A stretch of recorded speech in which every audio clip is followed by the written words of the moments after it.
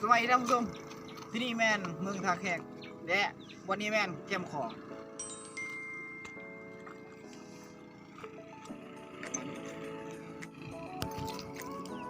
ตามมาเลยจ้ะ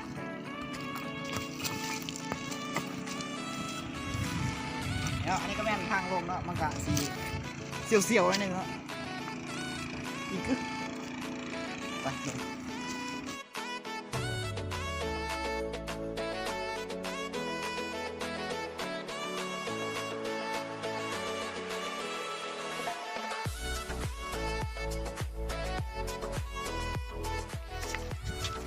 อันนี้ก็แม่น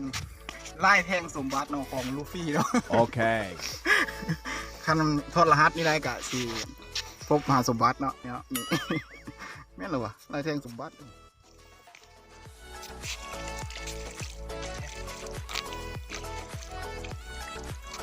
อันนี้ก็แม่นทำแบบนี้เนาะ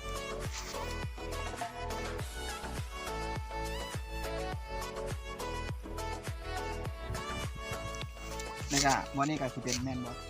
ที่เขามาถ่ายรูปเนาะพวกผู้ชายผู้สาวอะไรแบบถ่ายแถวนี้นี่เอากะสิมาคือกัน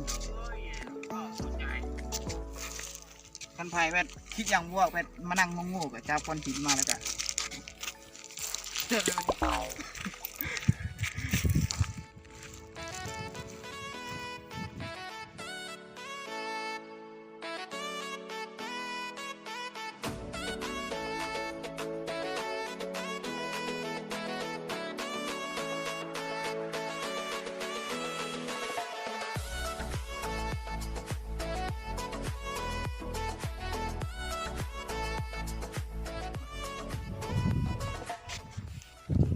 เนาะตอนนี้เราก็อยู่ใจกลางมหาสมุทร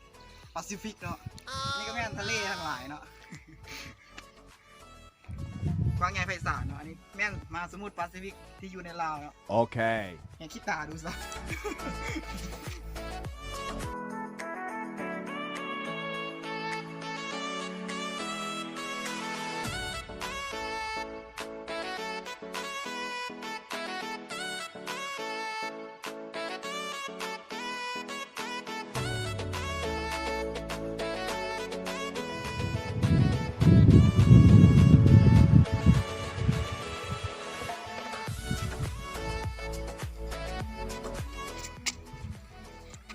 เนาะคลิปนี้ก็ขอจบ